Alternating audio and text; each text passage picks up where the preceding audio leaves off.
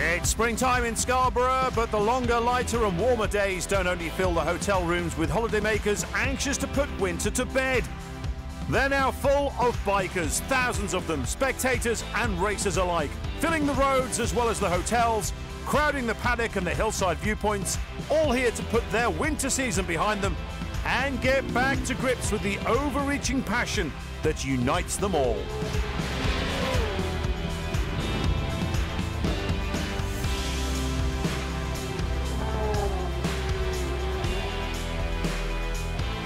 At almost 2.5 miles in length, the Oliver's Mount Circuit is England's only natural road race track. I mean, the thing about Scarborough, it's very, very narrow. It's quite stop and go, this place, and you need to be on it everywhere, really. It's got fast straights, it's got fast corners. You're always on the brake, hard on the brakes. Even in the wet, it's quite nice. I like the first corner, nice to me, a hairpin through the start and finish straight. That's probably one of my favourite bits in the dry. The bit up the top, the S is onto the back straight and the run back down. Over the humps. I love going over the humps. On the sidecar, yeah.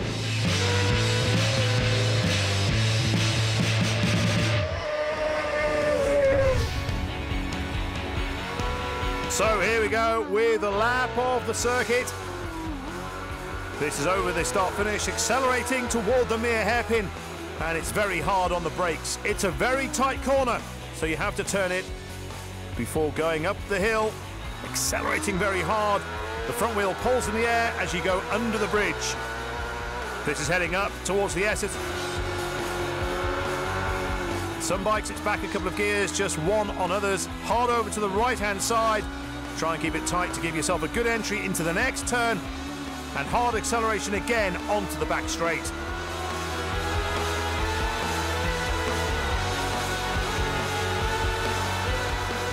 The back straight has plenty of kinks in it.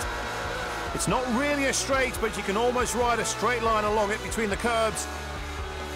And then hard on the brakes into Memorial. Back to second gear, close to the grass on the right-hand side, and then a really tight left-hand turn which tightens up on itself. It's important to accelerate hard out to give yourself maximum speed by the end of the straight.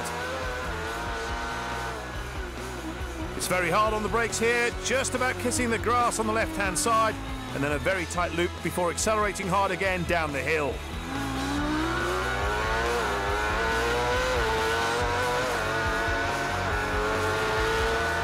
Braking hard again. It's downhill, so the momentum carries you into the corner. Another 180-degree turn, and again important to accelerate fast out of it and prepare for the jumps. This is the jump. It's sixth gear, and you either get airborne or your front wheel lifts high off the ground. There's another one. And then hard on the brakes again for farm bends. It's a downhill entry, and you have to lose speed. It's very tight as you go back over the top. Watch for the camber change. Some people have high-sided out of that corner, so it's very difficult to get right. Accelerate hard, and it's back over the start-finish, and that's a lap of Oliver's Mount.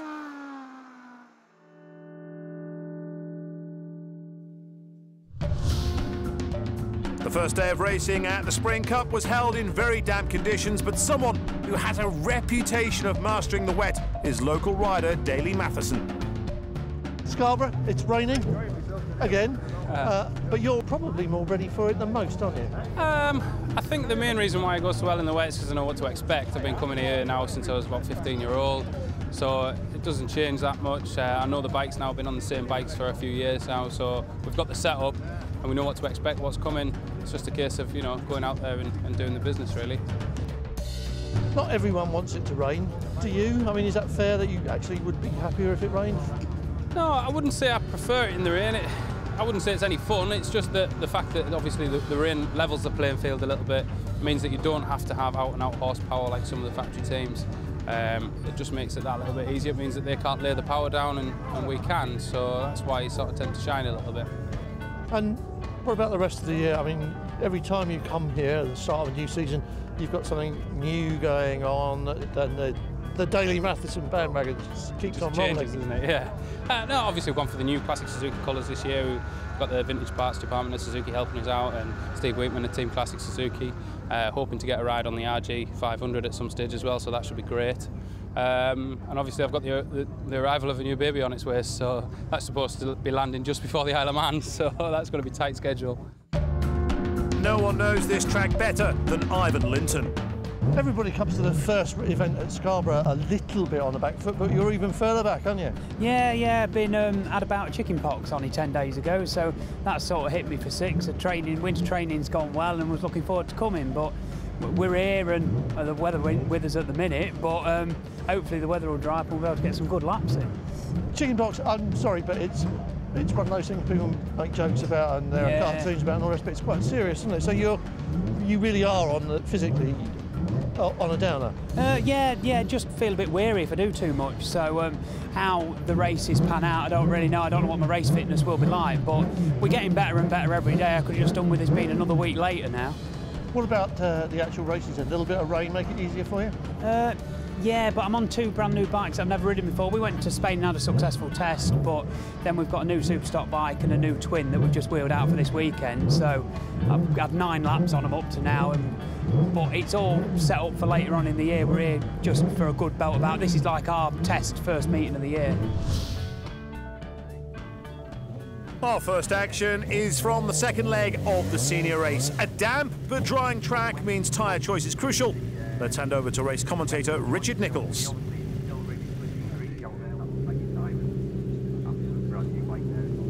Dean Harrison, 27 years old, Yorkshireman, winner yesterday. Ivan Linton. We think of him as one of the up-and-coming guys, but he's been around the block a few times. There's the grid. Harrison on pole. Daly Matheson always goes well in the wet here. Ivan Linton the same. Dan Hegarty, Mark Goodings. Nice to see Steve Mercer on road 2. Lee Johnston, Mick Goodings, brother of Mark, Billy Redmayne, the boy from Laxey. Dave Hewson, James Cowton and Dan Cooper bringing up the back row as we get ready to race. New set of lights here. Look to the right. Dave Clark with the flag is there just for reassurance. A great start from Daly Matheson. Came piling away from the middle of that row. Leads them into Mere. But look at that. Hegarty round the outside in the wet. Dan Hegarty all the way round. Oh, and the touch there. Harrison and Linton. And he thought it was a bike fault, didn't he? But he was actually tagged from behind. Watch Daly Matheson off the line here. Just goes flying away, but Dan Hegarty sees that space and goes for it. He's already round the outside, and now he's the man in the lead. Behind him, bike number 27 is Frank Gallagher. Then it's Dean Harrison, then it's Ivan Linton, 10 is Mick Goodings, Brian Field, Mark Goodings, Daly Matheson. After that touch, drop right back down the field. Alan Bonner, Steve Mercer, they're all in there as they go round the circuit for the first time, feeling out the conditions and waiting for tyres to come up to temperature. Hegarty in the lead. The weather had a big impact on qualifying and racing here, and it's the same again today. Even though it's sunny now, the track is wet and greasy from constant downpours, especially under the trees, so you need lots of confidence. Places like this, over the jumps, you really need to be able to feel the front end. Look how wet it is there as they come out of farm bends. Hegarty leads it. Gallagher under pressure now as the tyres are coming up to racing temperatures, and the boys behind start to think about moving on up. Hegarty through the hairpin, up Quarry Hill. There's Gallagher, there's Harrison and Linton. This is still an open race. This could go any one of about 4 ways. Rest of the field across the line, starting their second lap into the pits there. Did I see a foot go out? That was Paul Owen. Hegarty with Gallagher closing. They're all closing up now. Hegarty in the lead is now being caught by the 3 people behind him. As we look back, that is Steve Mercer in trouble, isn't it? And pulling off, that's a shame. Always good to see a southern lad go well up north. Hegarty still leads, but it's early days. Gallagher, Harrison and Linton all closer now. 55. Michael Russell, is he 10th now? in this early stage of the race, as the track is drying, but there's not what you'd call a dry line. Not much choice on tyres in this race. These two and these two. So we've got 2 and 2 as they go round the hairpin and away up the hill to the top of the circuit. 8-lap race, plenty of time for this to develop. There's Russell. Harrison and Linton always go well here, don't they? Harrison won this race yesterday, but Linton suffering from weakness after being very ill with chickenpox. Doesn't look like it at the moment as they gang up on Gallagher. It's a mugging as they go round the hairpin and away down the hill. Only one of them got past. Here's Hegarty in the lead.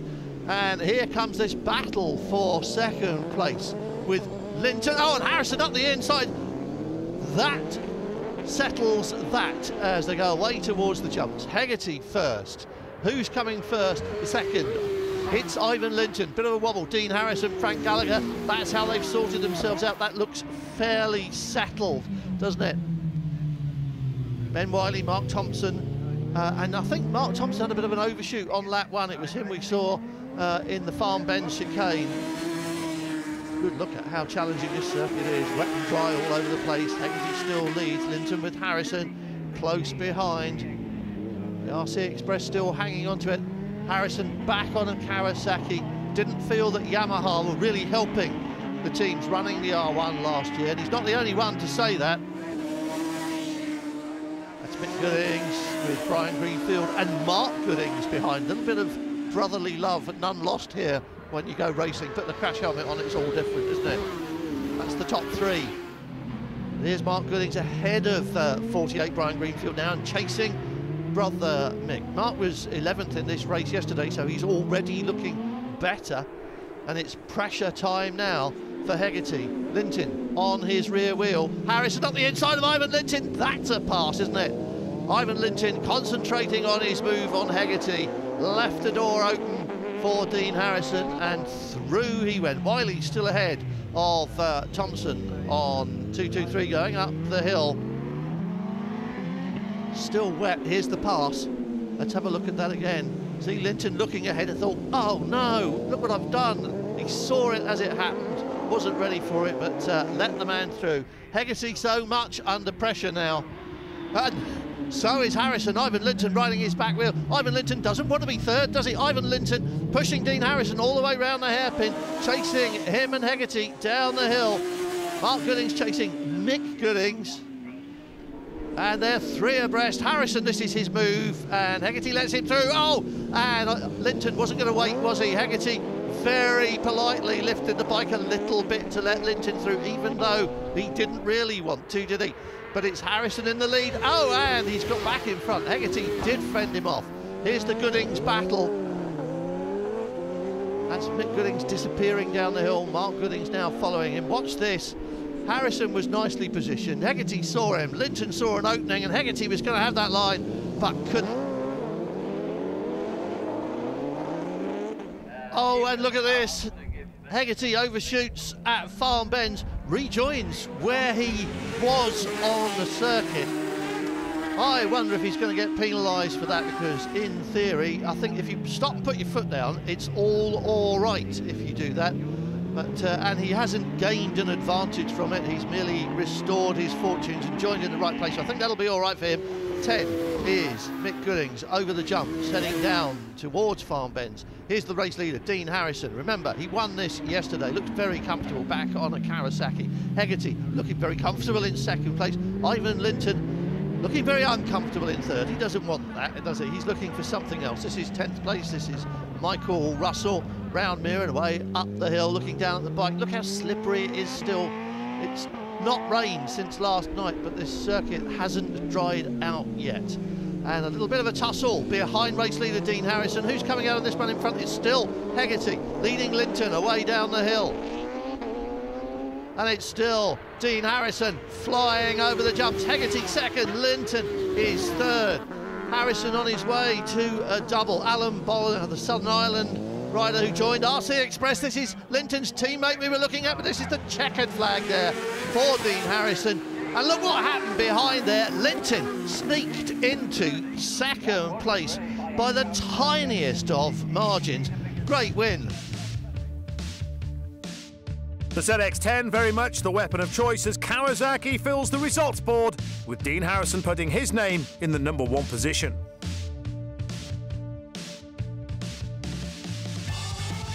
Coming up next, it's action from the sidecars.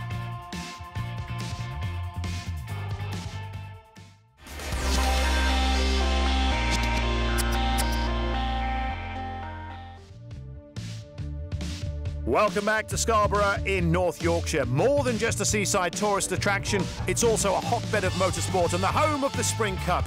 Next, the focus is on the sidecars. And one man to watch is undoubtedly the super quick Conrad Harrison. It's just like alcohol and cigarettes, it's addictive. And that's it. What really. is it that's addictive about it? What is it that makes... I like the mechanical side, working on the sidecar. I've always been hands-on. I just like racing. I'll race anything, mate, you know what I mean, to be honest. I've started to do my classic bikes now, because I love working on bikes so much, and I love working on the sidecars. Because they're all hand-made. Sounding clever clogs sounds a bit daft like, but I can build an engine, I can weld, I can fiberglass. There's not a lot I can't do, like. You win occasionally as well, don't you? Yeah, I've had a few wins around here, but I never take nothing for granted. There's an Ian Bell here, there's up-and-coming rider Lee Crawford, and I don't think it might look easy, but it's not easy. I have a different fairing for Scarborough. I know that sounds a bit silly, but this fairing's a little bit tougher than your normal fairing, so they'll stand a nudge. Some people like going to Spain and sitting on beach for a fortnight. Some lads likes bombing around Scarborough in pouring rain, you know what I mean? On with the action then for the second of 3 legs for the sidecars. It's a fairly dry surface, but still damp under the trees, so they may not be flat out, but they will be lapping quicker than yesterday when it was very wet indeed. The first leg went the way of Ian and Carl Bell, but only just, taking the win from Crawford and Christie, with Harrison and Patterson in third, but less than 2 seconds covering all 3 crews as they crossed the finish line. All 3 crews with different manufacturers under their fairings. The Bells using Yamaha, Lee Crawford Suzuki and Conrad Harrison Honda. This is how they line up for leg 2, with Bell in pole position and Harrison alongside him on the front row. On row 2 is Lee Crawford with the Ramsdens, who finished 4th in the first leg, and Dean Lindley and Rob Bell filling up row 3. Then it's Dave Wallace and Harry Payne, but no Doug Chandler and Julie Canepa. They're missing from the grid. Everyone else, though, is all revved up and ready to go. Ready for the second outing of the sidecars. On board with Conrad Harrison, you can see the condensation on there as the Bells go streaking off pole into the lead. All piling into the hairpin line astern. You've got to be well behaved here because this circuit isn't really wide enough for 2 abreast sidecar racing until you hit speed, and then it somehow seems to work. Lee Crawford, this is the newcomer, the young lad, the rising star that Conrad Harrison was talking about, and he's right on the rear wheel. See how close they take it into the mud there, going across the top of the circuit now. It's dry. Watch the start again. Here's a replay. Great start from pole position for the Bells, and here's Crawford's viewpoint. And Conrad Harrison had a stab at that, didn't he? But he was on the wrong side of the track, just too far back. Had to pop back into his proper place, if you like. So the Bells lead. Conrad Harrison. Lee Crawford is the man behind that. On board with Harrison. Your man Patterson in the chair as ever. And what did Conrad Harrison say to us before the start of this race? If you want to do well in sidecar racing, what you need is somebody good in... Oh, it's a red flag. It's a red flag. That's what the arm coming up was for.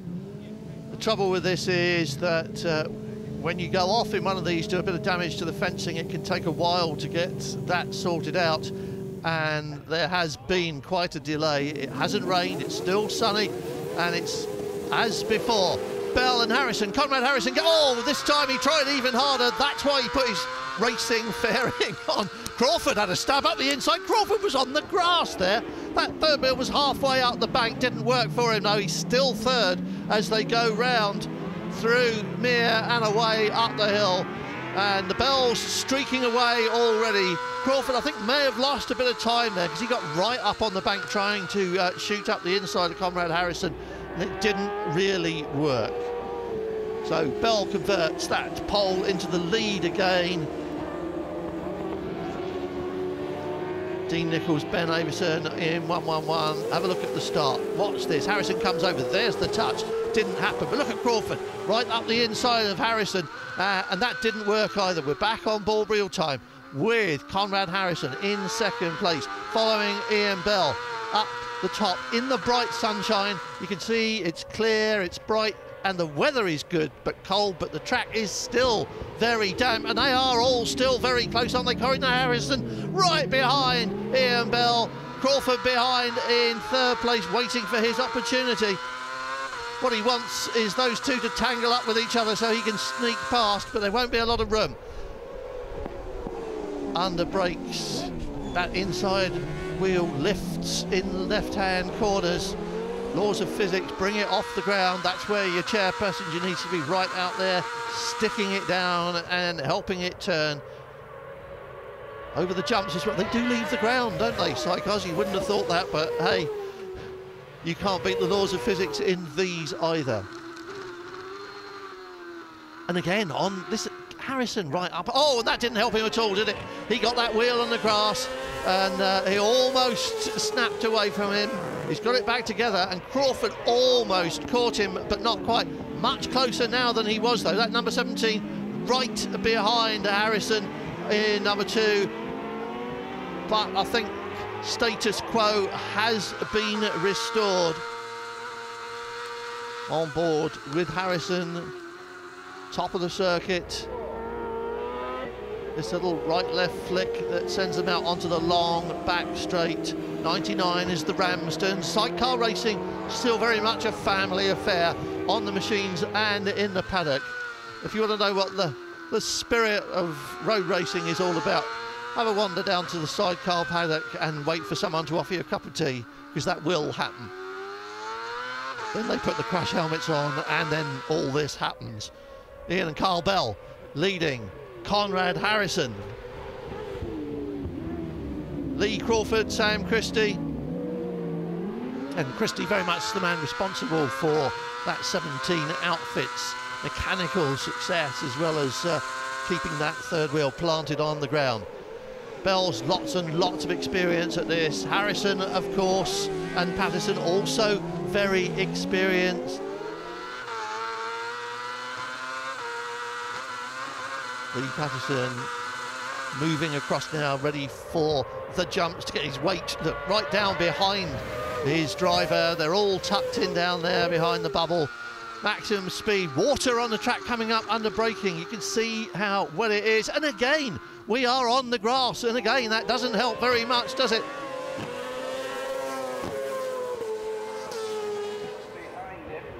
Conrad Harrison stalking the Bells.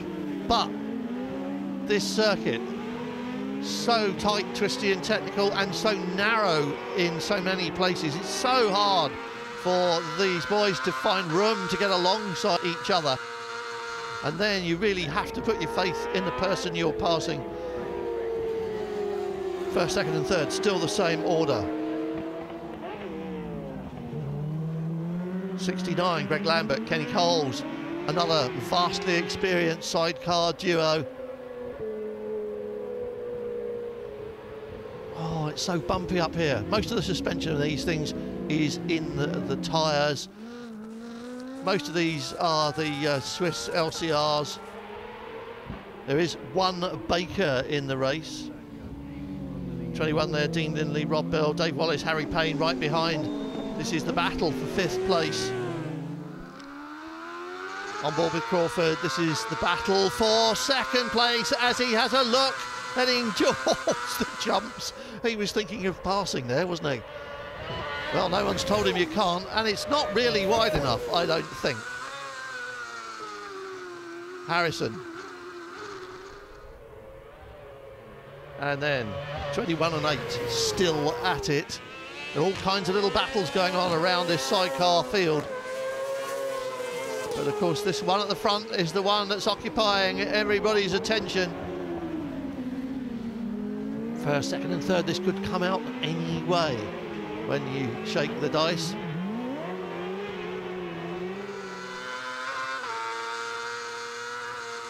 .600cc motors taking 2 people and a sidecar up the hill and along the top straight. They really work hard. That's why they are so fragile. They make those little engines really work for their living, and they don't always have a huge, long lifespan. That's Nicholson and Davidson in front of Greg Lambert there, and 21 and 8 also getting very serious now, this little battle, isn't it?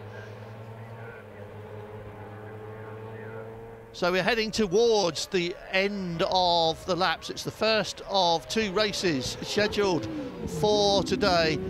Bell's won yesterday. No one's going to be troubling Nick Crow's lap record, I think it is, from way back when, not in these conditions. And is Crawford going to be troubling Conrad Harrison? Is Conrad Harrison going to be troubling the race leader? Oh yes, this is trouble all right, isn't it? And there is close battling all the way through.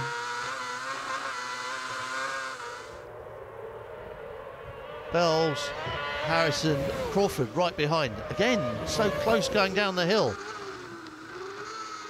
There's not really an opportunity here, is there, through the jumps?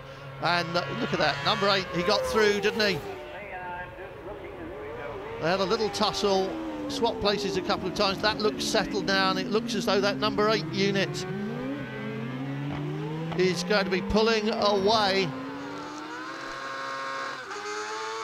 Harrison losing touch with the Bells, looks further away on the camera. Here's that number 8 unit. This is Dave Wallace and Harry Payne, 21 behind. Lindley and Bell losing touch as well. Crawford, is he losing touch with... Oh, Harrison's over! Conrad Harrison tips it up. Oh, he got it back. How on earth did that happen? Doesn't look so bad from on board, doesn't it? But this is the recovery phase of that little moment. Just must have gassed it up a trifle earlier than he has on all the preceding laps, because that went nearly on its side. Crawford up to second place. Here's the replay. Conrad Harrison turns here on the gas, and again it just goes away at the back, and what you can't see there is how far it came off the ground. So Lee Crawford and Sam Christie lifting the wheel politely, going round Mountside up to second place. Conrad Harrison still going, but that has defused this, hasn't it? Bell's lead, big gap back to second place. There's no way that this gap is going to come down and become a threat to the race leader. And Conrad Harrison already being threatened by that number 8 unit of Wallace and Payne.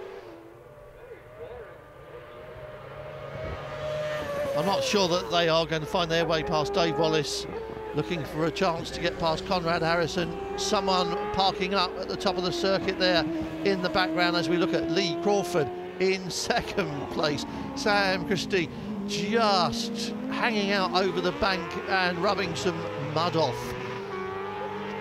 I think we best leave that there, really. Conrad Harrison recovered well after almost high-siding. And back up to the top of the circuit under pressure. He can't afford to back off. He's going to have to do the same again. This is what racing's all about. He can't afford to slacken the wire. The leaders catching up with the tail enders. Will this work to the advantage of that number 17 machine of Lee Crawford and Sam Christie? Will a bit of traffic slow down Ian and Carl Bell? No, it won't. Passed on the way into the hairpin, plenty of room left for him, and so that's nice and easy. Conrad Harrison now recovered, but having to think really hard about hanging on to the place he's recovered to. The Bells, a second faultless outing this weekend. Glorious sunshine, still not a dry circuit as we have seen, and as Conrad Harrison knows probably better than most. There's the checkered flag and the electronic flag. Not such a tight affair this time like the previous leg, but Lee Crawford in second, and a close second yet again to Ian and Carl Bell, who make it 2 wins out of 2. Coming up next, the return of a legend.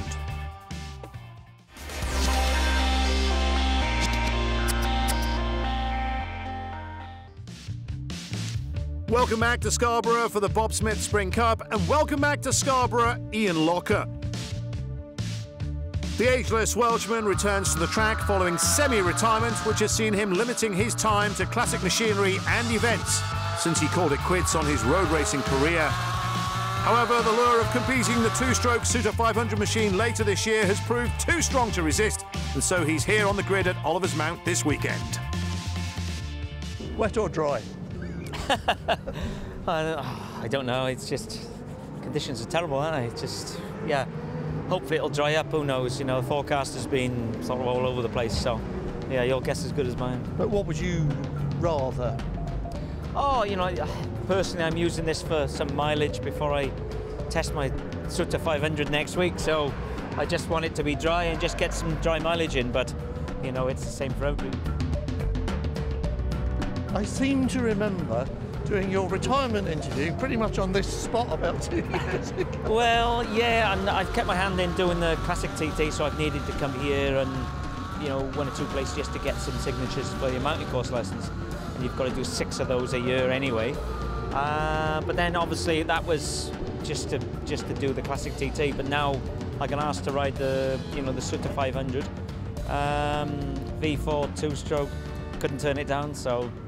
Was it the words two-stroke that got your attention first? Yeah, really, yeah. I'm obviously started my career riding 2-strokes and long time ago, and enjoyed it, and you know, had some fantastic times doing it, and they're sort of close to my heart, you know, and yeah, and the thought, you know, I've been growing up watching my heroes like Wayne Rainey and Schwantz and all those guys, you know, especially Wayne Rainey for me. Freddie Spencer and all those guys, and you know, now they're starting to make 500. The Suter are starting to make them for that sort of series of those guys doing some, you know, some races on. So they wanted to come to TT, and you know, on a sort of a 2 or 3 year plan sort of thing. Let's get right back down to earth then. Here we are in the Scarborough paddock again, half and half with the weather. This track is quite a challenge on its own, isn't it? No matter what you're on. It is, you know, and it's cold as well. That's the worst thing. You know, tyres are not getting fair, you know, getting much heat into them, and very, you know, very, very tricky. You know? So what's the thing? I mean, like for the newcomers, what's their take? Is there one thing you said to them? If you don't remember anything, just remember this. Yeah, just try and get as much heat into the tyres before you start to go fast. Really, it can take around here in these conditions maybe 2 or 3 laps before the tyres are fully up to speed. The grid is starting to form for the lightweight race, a combination of mainly 250 and 400cc machines with a couple of 125s completing the lineup. The first leg got underway yesterday but was red flagged and finished early, so therefore it wasn't concluded. Today it's Paul Owen who sits in pole position, like his compatriot Ian Locker, another rider in a form of semi-retirement. He no longer races big bikes, but is competing in a handful of selected events. Very much a 250 rider, Owen will be delighted to start this one on pole, on his Honda, especially ahead of fellow Welshman Ian Locker, who lines up on a Yamaha TZ250. Completing the front row will be Alistair Howarth, who's very much a 400cc man. He's astride his Yamaha FZR. The sun is well and truly out. This race will take place in completely different conditions to those they experienced yesterday. This is how they start. We know Owen, Locker and Howarth make up row 1. Then it's Garland on a 400, Bella Smith on a 250 and Waring on a 125 on row 2. Row 3 is Thompson, Boast and Ingham, all on Honda equipment. Then it is Flinton on the 125, no Barrett this time, and Hughes on a 400 completing row 4. In all, there are around 20 two-stroke machines in this one. Watch the lights then. And away they go. Great start from 98 Paul Owen on the inside. Pole position converted into the lead. Locker second, being challenged by Alistair Howarth. Howarth through under brakes. You heard Ian Locker say it. Wait till the tyres come up to temperature before you try it. We're still talking tyres here. It's still wet. and that dictates most people's tyre choices. Ian Locker, 3rd place. You can see on the road surface here, it's damp and greasy. It's the worst of conditions. A lot of this circuit is dry, a lot of it is muddy, and a lot of it is just damp and slippery.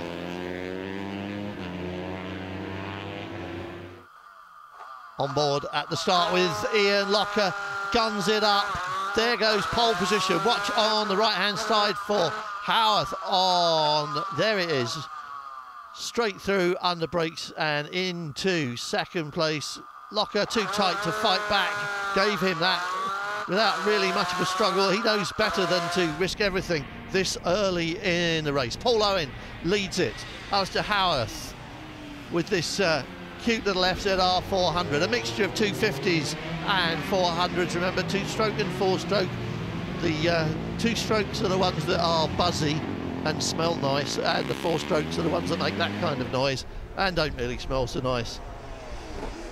Race leader Owen. The 2-stroke, they're evenly matched, you know, the 2-strokes 65, 70 horsepower, the 400s about the same. 2-strokes a little bit quicker perhaps because of the way they deliver that power, and also because they're lighter. Howarth, Locker, 1st, 2nd and 3rd behind Paul Owen. Jay Bellows-Smith behind that, Justin Waring.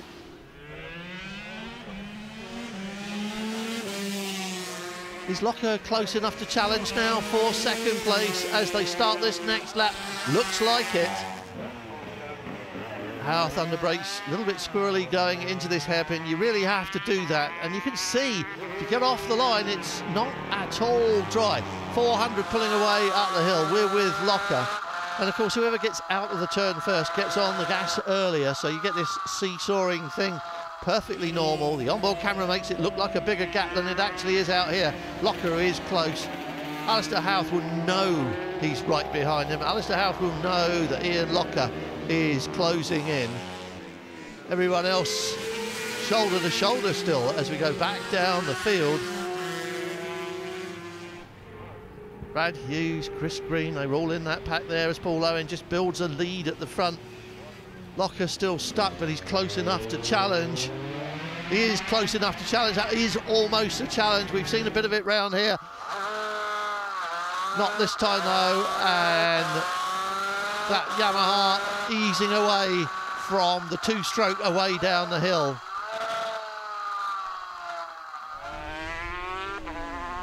Of course, none of that clutch slipping is going on the 400, or only a little bit by comparison. And who's that in the... Oh, it's 217, it's Ender Treaty. That was the 3rd FZR in this race. Now it looks like he'll be out of it. Pulling it aside, let's have a look, going round the outside. We just asked too much of the tyres, didn't they? And he knew it as well. Low speed, low side, and you can see him shaking his head. He's cross with himself. And don't turn round. That's all I'm going to say, just don't turn round.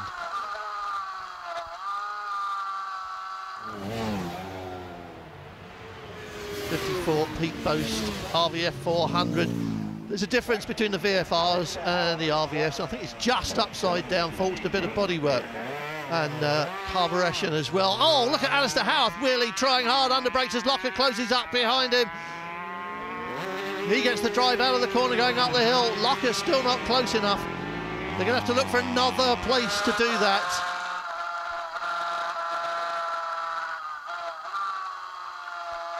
Still not close enough here.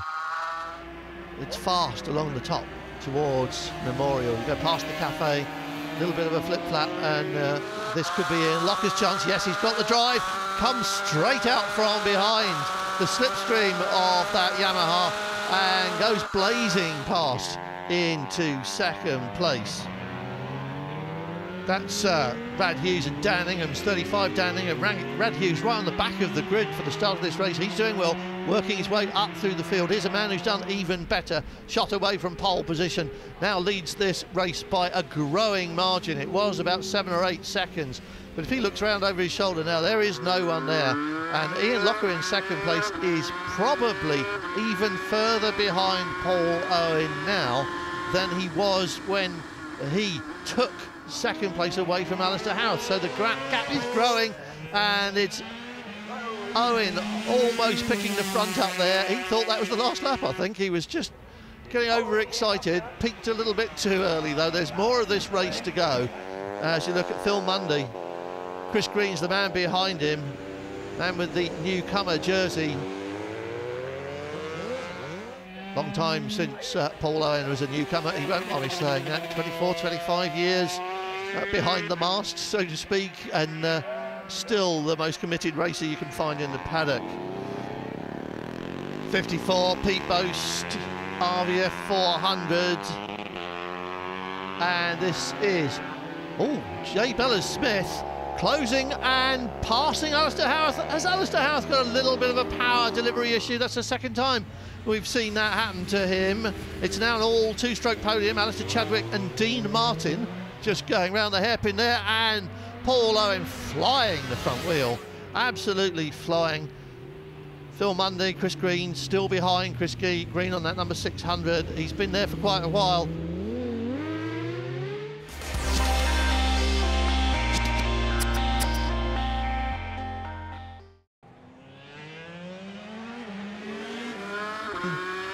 Comfortably in the lead of this race. As you go past the start line there, you see that electronic sign on the right-hand side. That'll show him when it's the last lap, and it'll show him a checkered flag as well. But it's the last lap thing that counts. Slippery on the inside. Look, this is still a wet circuit as we go away up the hill. Brad Hughes, Dan Igham, both on 400s. And Alistair Howarth, fourth place. He's still the top 400 in this race. As you look at Justin Waring on the 125 Honda, little baby Honda, holding up well. It is a lightweight race. Oh, and that's Chris Green in front, isn't it? He's ahead of Phil Mundy now. That was Mir, and he is pulling away, so he was well and truly stuck there, but through he goes and away. We're on board with Owen. He's catching. That's Alistair Chadwick on 68 as they go up Quarry. Goes straight past him under gas. That's all good for Paul Owen. Nice and easy, that's what he wants. Howarth riding the wheels off this thing everywhere you see him. And Ian Locker passing Chadwick now at Farm Bends, which gives you an idea of how far behind he is if you know this circuit. Owen's got quite a lead now, and he's already at the first hairpin, so it's the length of the front straight away as he goes up the hill. And Locker is definitely drifting away from Paul Owen. He's not catching him, the gap isn't closing. And Owen looks like having a second win in the bag. Jay Bellas-Smith on the TZ250, and look at this, a whole bunch of them, but it's Howarth we're looking at, who is racing Jay Bellas-Smith at the moment, trying to stay in touch with him, trying to catch up with him, to close that gap and get back into a podium finish. But it's Owen who's going to be on the top step when the checkered flag goes. Still riding like he means it. And look at this, Ian Locker 15 seconds behind. So neat, tidy, such a pleasure to watch on a race bike. Ian Locker knows exactly how it's done. Chris Green, what a solid day out he's had today. That's a good day for the man in the red jersey there. And it's an even solider day out for Paul Owen. There's the last lap, right? Did you see that on the right-hand side? It's all modern technology here now at Oliver's Mount.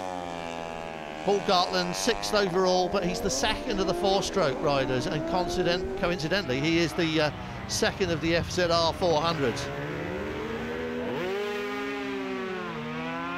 Locker is going to be second anyway, but he won't enjoy that, Ian Locker.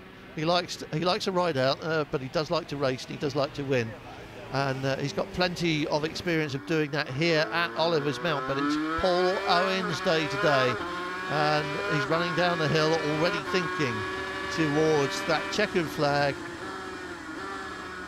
Nice and steady through the final hairpin, not under pressure. 15 seconds of a gap behind him now. Slips that clutch away down the hill. 53. Jay Bellis-Smith passing Bob Farrington in third place, I beg your pardon. Here's Locker in second.